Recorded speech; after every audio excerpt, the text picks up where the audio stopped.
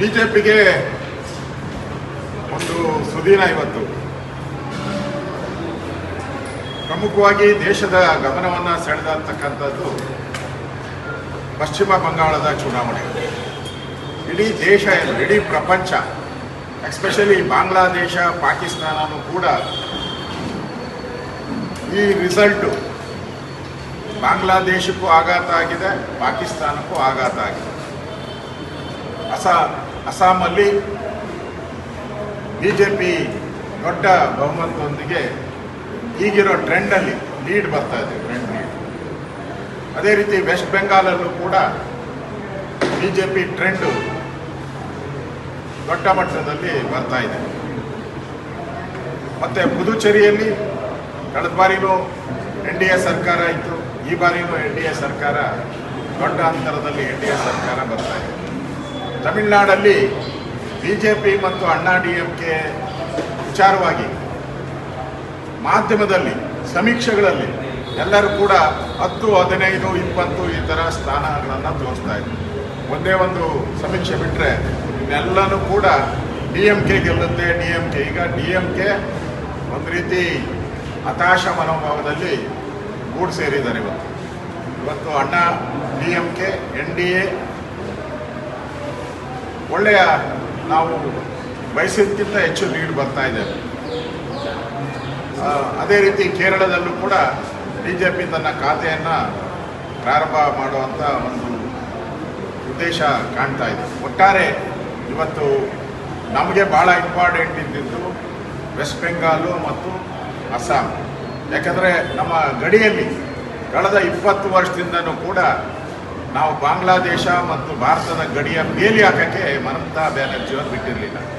ಸುಮಾರು 2 ಕೋಟಿಯಷ್ಟು ಬಾಂಗ್ಲಾದೇಶಿಯರು ಅಸ್ಸಾಂ ಮತ್ತು ವೆಸ್ಟ್ ಬೆಂಗಾಲ್ ಮತ್ತು ದೇಶದ ಎಲ್ಲ ಭಾಗ, ಕರ್ನಾಟಕದಲ್ಲೂ ಕೂಡ ಒಂದು 10 ಲಕ್ಷ ಜನ ಬಂದು ಸೇರ್ಕೊಂಡಿದೆ. ಅಲ್ಲಿನ MP,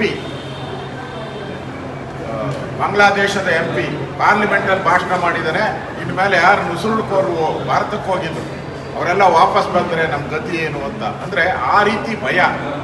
ಮಮತಾ ಬ್ಯಾನರ್ಜಿ ಅಂದರೆ ನುಸುಳುಕೋರರಿಗೆ ಸ್ವರ್ಗ ಮಾಡಿದ್ರು.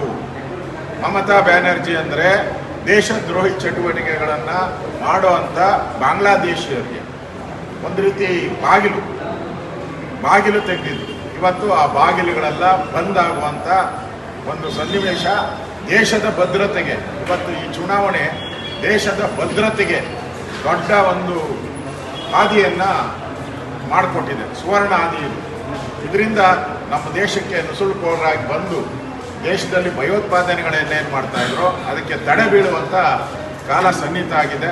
ಇವತ್ತಿರೋ ಟ್ರೆಂಡ್ ಪ್ರಕಾರ, ಈಗಿರೋ ಟ್ರೆಂಡ್ ಪ್ರಕಾರ ದೇಶದಲ್ಲಿ ಬಿಜೆಪಿ, ನರೇಂದ್ರ ಮೋದಿ, ಅಮಿತ್ ಶಾ, ನಮ್ಮ ರಾಷ್ಟ್ರೀಯ ಅಧ್ಯಕ್ಷರು, ಬಿಜೆಪಿಯ ಅಧ್ಯಕ್ಷ ನವೀನ್ ಅವರು, ಎಲ್ಲರೂ ಕೂಡ ಇವರೆಲ್ಲರ ನೇತೃತ್ವದಲ್ಲಿ ನರೇಂದ್ರ ಮೋದಿಯವರ ವರ್ಚಸ್ಸಿಂದ ಇವತ್ತು ದೇಶದಲ್ಲಿ ಬಿಜೆಪಿಯ ದೊಡ್ಡ ಅಲೆ ಇದೆ ಅನ್ನೋದು ಸ್ಪಷ್ಟವಾಗಿ ಕಾಣ್ತಾ ಇದೆ.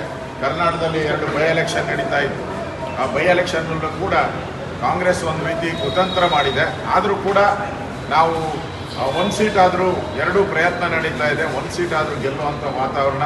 ನಾನಲ್ಲಿ ನಮ್ಮ ಸಿದ್ದೇಶ್ ಅವರಿಗೆ ಫೋನ್ ಮಾಡಿದ್ದೆ, ನಮ್ಮ MP ಆಗಿದ್ದಂಥವರು. ಅವರು ಕೂಡ ಹೇಳಿದ್ರು ನಮಗೆ ಅಲ್ಲಿ ಗ್ರಾಮಾಂತರದಲ್ಲಿ ಹೆಚ್ಚು ಓಟ್ ಬರುತ್ತೆ, ನಾವು ಗೆಲ್ತೀರಿ, ಅದನ್ನು ದಾವಣಗೆರೆಯನ್ನು ನಾವು ಗೆಲ್ತೀರಿ ಅನ್ನೋ ಮಾತನ್ನು ಹೇಳಿದರೆ.